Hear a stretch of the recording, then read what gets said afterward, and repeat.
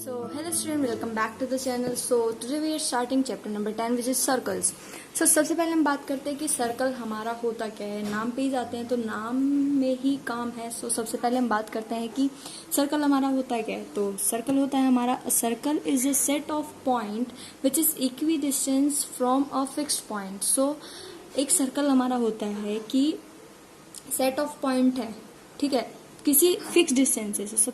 सो यहाँ पे मैंने एक फिक्स पॉइंट माना है कुछ इस तरीके से, और मैंने इस पॉइंट से मैंने कहा कि मैंने कुछ पॉइंट्स लिए हैं कुछ इस तरीके से. तो इन्होंने क्या कहा कि उन पॉइंट्स को अगर हम ज्वाइन कर देते हैं तो जो हमारे पास फिगर बन के आती है, उसको हम क्या कहते हैं कि वो हमारी फिगर क्या है, सर्कल है. तो कुछ इस तरीके से आप देख पा रहे हैं कि मैंने एक फिक्स पॉइंट से एक इक्वी डिस्टेंस पे कुछ पॉइंट्स माने थे. यहाँ पे एक पॉइंट मैंने यहाँ पे माना था, एक पॉइंट यहाँ पे माना था, एक पॉइंट यहाँ पे माना था. तो इस तरीके से मैंने अगर इक्वी डिस्टेंस पे मैं पॉइंट्स मानती हूँ तो उनको अगर मैं ज्वाइन कर देती हूँ तो उनको ज्वाइन करने के बाद जो मेरे पास फिगर जनरेट होके आती है उसको हम कहते हैं सर्कल. और जिस फिक्स पॉइंट से हमने उस फिगर को बनाया है उसको हम कहते हैं सेंटर ऑफ द सर्कल. और जो फिक्स डिस्टेंस हमने लिया था जिसकी हेल्प से फिक्स डिस्टेंस की हेल्प से जो फिक्स डिस्टेंस है हमारा उसको हम कहते हैं रेडियस ऑफ द सर्कल.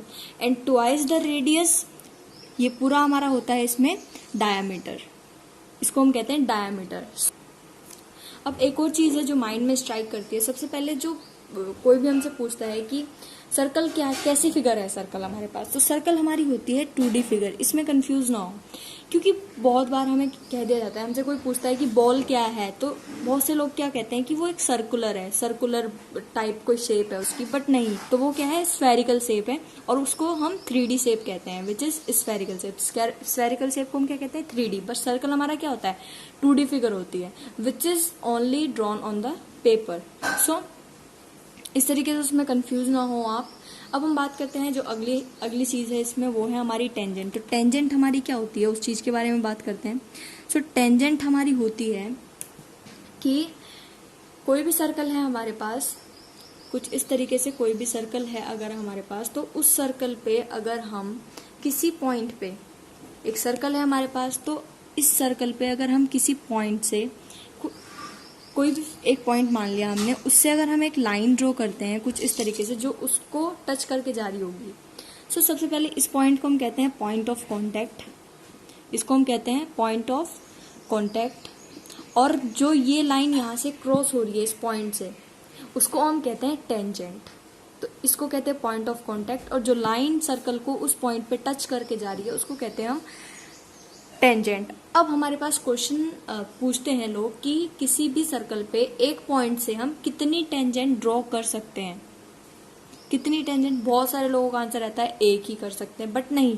आप इस चीज को देखें ना कि जैसे हमारे पास एक पॉइंट है, ठीक है, इस पॉइंट से हम कितनी लाइन पास कर सकते हैं, इस पॉइंट से हम कितनी लाइन पास कर सकते हैं, वो चीज अगर आप सोचोगे तो आपके दिमाग में आ जाएगा कि कितनी टेंजेंट हमारी बन सकती है किसी सर्कल पे.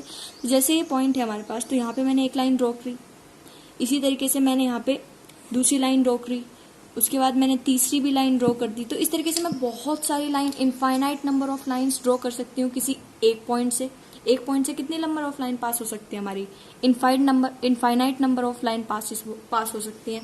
तो वैसे ही हमारा ये भी तो पॉइंट है, तो इस पॉइंट से कितनी लाइन पास हो सकती है, इनफाइनाइट नंबर ऑफ लाइन पास हो सकती हैं. और कितनी टेंजेंट होंगी तब हमारी, टेंजेंट भी हमारी इनफाइनाइट नंबर्स होती हैं. किसी भी सर्कल पे अगर हम ड्रॉ करते हैं किसी एक पॉइंट से टेंजेंट, तो हम इनफाइनाइट नंबर ऑफ टेंजेंट उस पर ड्रॉ कर सकते हैं.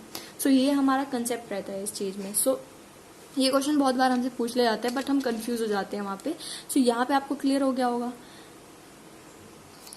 So thank you so much for watching this video. Hope आपको समझ में आया होगा. एंड अगली वीडियो में मैं आपको थ्योरम नंबर 10.1 समझाऊंगी कैसे हम उसको प्रूव करते हैं. So thank you so much and subscribe to my channel.